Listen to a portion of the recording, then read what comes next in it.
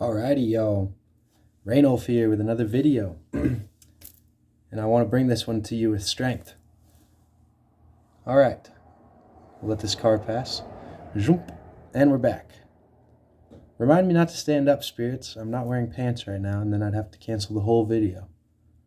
Okay. Here we are. So, the topic I'm going to speak on tonight is one quality that everybody must possess as the undergirding, as the background, as the skeletal structure behind any other good quality you can think of. Nobility, beauty, a great power of speech. Any positive trait that you can think of must be backed up by this trait, or else it's useless. Okay? And the trait of which I am speaking is called having a spine. Okay? Not being able to be, you're immovable from your spot. You're 10 toes down. You're really about that life. You're ride or die. You're fully committed. Okay? All those words are the same exact topic. Now, the reason why is, say you have a lot of nobility or you have a lot of beauty, right? And you're at a function, and somebody with a spine comes up to you and takes your beautiful shirt off and throws it on the ground and says, "You look like fucking shit. You're putting on a big performance like a peacock." And you're truly a noble person. It's like, no, this garment matches me exactly. I'm personifying myself. But you have no spine. You freak out and go, You've taken off my robe. Or you get scared. Oh my God, he's going to attack me. And your nobility's crushed in that moment. Your beauty's crushed in that moment. Your soul's crushed in that moment.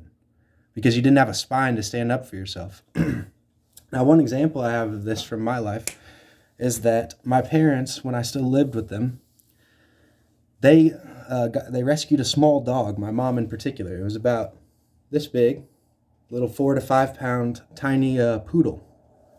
Great little guy. His name was Max. And on the first time that I walked Max around the block, I was playing a computer game, trying to go professional back then, so I'd play that all the time. He had learned how to come over and jump up in my lap, and he'd hang out while I played the game sometimes. I liked the little guy. He was real cuddly. I always liked little animals since I was young. It's a Virgoan topic, and my midheaven is in Virgo. And I just like little animals, cute little guys. And so I'm walking this little poodle around the block for the first time, and and he's tugging on that leash like he's a fucking bulldog or like a pit bull. He's really trying, and I'm like, Jesus, am I choking him? Like, he's really going. I'm like, Max, chill out. But he's fucking going for it on that leash, right? And we go around the corner. It's just like a big square block with a bunch of residential houses. And he finds a big-ass mushroom on the bottom of a tree. I'm talking like this big, bigger than his head. And he pulls it off. I don't even notice. I look at my phone to change the song if I'm listening to music, or I would just stare off down and like a mental ponderance about, I wonder who is living down there and blah, blah, blah. That house looks different. Oh, they have a blue light tonight. And I'm just taking in the scenery. And by the time I look over, he's got the mushroom in his mouth and he's walking. I'm like, all right, he's got a mushroom. That's probably not the best for him to eat and blah, blah, blah. But it looks like it's just something like a prize. He's just taking something as his. And so eventually I get around the block and I'm like, all right, I don't really know about owning dogs or, not owning, but like caring for them and stuff. But something tells me I should get this mushroom out of his mouth just for the greater good. So I'm like, hey man, you gotta drop that mushroom. And he kind of looks up at me out of the corner of his eye like, motherfucker, you are not going to get this mushroom off me. And in that moment, I'm like, wait a second. This little 4 or 5 pound poodle. And I came to my mind because I was more into like ancestry and genetics and like, did we really come from monkeys and all this shit back then? And so I was thinking like, man, I'm a scarier animal than this little dog. So if I get in his face with my teeth bared and I fucking growl at him and scream at him, maybe he'll back down and just drop the mushroom so I don't have to try to grab it. Because he would drop it and bite my hand and then pick it back up and stuff. I was kind of toying with him, but I was also like, man, this little guy's got a ferocious spirit. So I get down on his level and I go, rah, as loud as I can, as fierce as I can. And with my teeth bared, and I'm like, okay, he'll notice that a stronger, bigger creature is backing him off his spot. And he growls and snarls and goes to jump up to bite my nuts. It's like the little poodle knew where my nutsack was. He jumped halfway up my leg and did bite my thigh through my sweatpants or whatever. And I was like, what the fuck? I just backed down. I'm a big monkey, if I'm still thinking evolutionary and all this shit. And this little poodle, 4 pounds, I could crush him with my foot or pick him up and snap his neck with one arm by whipping my wrist. And he just fucking jumped up and attacked me. And I was a little scared. I was like, whoa, shit. So what I'm saying is that Max, the little poodle dog, would not be backed off his spot. And he's gone blind and stuff. And we had a report last week. I was talking to my dad on the phone. And he's like, yeah, for the first time, because they were doing some renovations at their house. They're like, for the first time, we put Max, the poodle, in like a different little doggy home. Like somebody took him in and they have other dogs there. And they said, and he's blind now. He can't even see, right? Little poodle, probably like 13 years old or something. They said that he controlled the couch. If the other dogs were up there, he would like go over and sit where they're sitting and nudge them and like kind of growl at them and stuff. And they would get out of his way and he would be the king of the couch at their house. And I was like, okay, classic. Max wins again. I couldn't back him down. So the whole point of this is that for any quality that you've cultivated in your life, none of it matters ultimately unless you have the spine and the belief and the courage and the indomitable spirit behind it, right? And so when I was thinking about this lesson, I didn't make this video for a while because I didn't know how to teach it. I was like, well, you just have to go through it because I've gained this spine in different aspects of my life. More and more I'm cultivating this spine, and it was through pain and through getting walked over and through not setting boundaries and through learning. So I was like, well, how do I tell the people who watch these videos to grow a spine? Because it's something that some people never have in this world. Some people always get walked over. And I can give you tips, but I'll tell you what the ultimate way I can help you is. The first tip that I've learned about having a spine is, for me, the things that I care most about and that hurt me the most is when other people don't understand me. They don't, it used to be that they wouldn't like take on the principles that I was telling them. Like I would go to my parents once I had learned things about the world or about a spiritual topic, etc. And I would tell it to them and they wouldn't go with it. They would play devil's advocate or like in no uncertain terms tell me, just go away, stop talking to me about this. You're not going to change my opinion, that type of thing. And I was like, well, this knowledge can help you and in my soul, but I was also getting angry and stuff at the time. So the tip that I learned for gaining a spine in this sense was discernment. For the past like 7 months when I was doing these normal jobs of bartender and retail sales and shit, was full on, or sorry, not discernment, discretion. It's zip your lip, okay? Don't talk about the things that are important to you. Because I learned a spiritual principle from Eliphas Levy's book, which I think Mr. Mind Game recommended. Yeah, he sent it to me. Which is, if you want to accumulate, so shout out to you, if you want to accumulate anything in this world, do not give it away.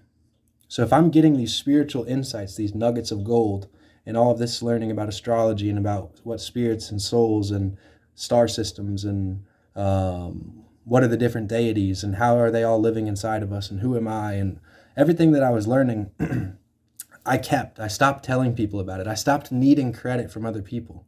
And what helped with that was that I practiced what I preached myself. So the first step for me was attain the knowledge, and then I had to put in the 3 principles of Buddha, of Mercury, which I've told you about before in other videos, but if you haven't watched them, the first principle is attain the knowledge, get the knowledge. 2 is to actually live it out, experience it, put it into practice. So if you talk about meditation, you actually have to, if you learn about meditation, you actually have to meditate before the 3rd principle, which is disseminate or spread the information. So as a person with a lot of Gemini, I would learn about something and then I would go spreading it. But I hadn't practiced it myself. So the first thing I did to gain a spine was actually experience the things that I talked about. I've been talking about juice fast for 2 years. I'm going to do a 45-day juice fast. I've been talking about distilling water. I'm going to actually distill water. So this is the first tip I give you. Actually walk the walk of what you talk about. The other people shouldn't trust you until you walk the walk. So they're actually spiritual helpers from a painful aspect telling you, you got to walk the walk before I believe you, right? And it's true because you don't get wisdom until you've experienced it, till you have the understanding. Knowledge isn't good enough on its own. Knowledge plus understanding or experience equals wisdom, the top part. It's a triad, So you have to have the actual experience to gain a spine. So you're going to have to go do the shit that you talk about, right? Whatever that be. The other thing that just cultivates general power, which is just great in all aspects, is discretion. Don't tell people shit unless they ask you, or unless it's like a spiritually confirmed moment that you should help them out. Right? And so I would manifest this every moon, every new moon. I would write down on my spell sheet that I was going to burn, thank you for cultivating in me my discretion. Thank you for giving me discretion in this scenario. Thank you for giving me discretion, discretion, discretion. I'll read you a quote right here that I keep up in front of me. Also from this same book that Mr. Mind Game recommended. One must know in order to dare. One must dare in order to will. One must will to have the empire. And to reign, one must be silent. Okay? If you think of any tarot card of a king or an emperor, never is their mouth open and they're talking to people. If you imagine a statue of a king right now, his mouth is fucking closed because they've got no shit to tell you. People come to them with questions. You see, people come to them with issues and they think about it and get back to you. And they'll usually send a messenger to tell you what they decided. The emperor is silent. Anything he tells can be used against him. Right? So what I learned with discretion is I would go to these jobs and to these life situations and just wouldn't talk about the things that were important to me unless it naturally came up somehow.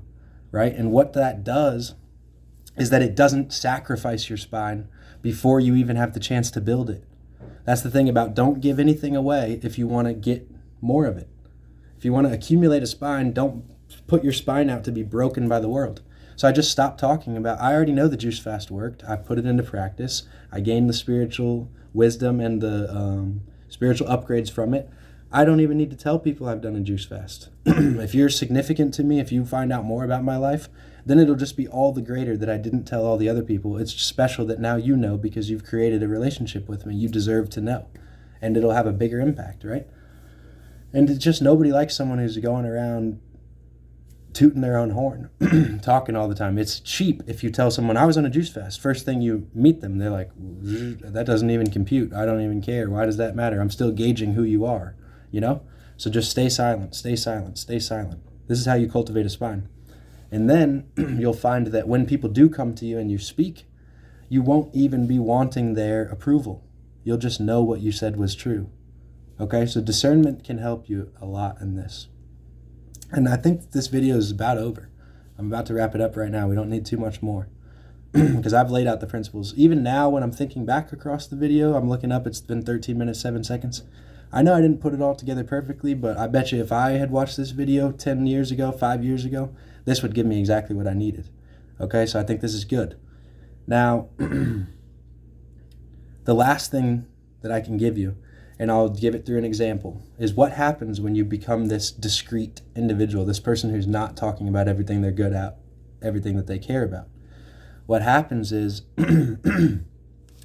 your aura just continues to strengthen, and your mystery, your emphasis, when you do finally talk about something you care about, and you don't give a fuck about what other people think, so your spine is strong, is that other people start to seek you out naturally. Even if they don't really know, they'll hear through the grapevine, yeah, that one time Ben talked about astrology. This literally happened at jobs. And so then I would be alone and some coworker would come and find me. And they'd say, Ben, I hear you're into astrology. And they'd be like a little nervous to bring it up and stuff like that. And I'd be like, yeah, what's up? Or I heard you're into tarot. So this one time I was at the restaurant. We had already closed. We were just cleaning up and everything. And one of my coworkers, a beautiful soul, a nice woman,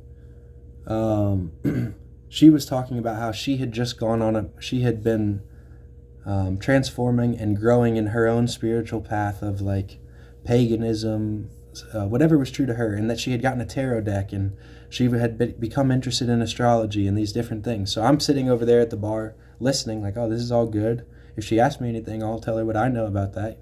but it sounds like her spirit's working in the right direction. So from the bar, I'm like, that's good, but I'm not saying anything. And but she knows, she's kind of talking to me because we've talked about some of these topics before, one-on-one. And one of the younger waiters there is a Capricorn, and he's a Jew and stuff. So he's like playing his role in this world perfectly, which is to be an antagonist towards that type of person. So he comes into the situation because he's strengthening her soul through this friction that he's about to give her.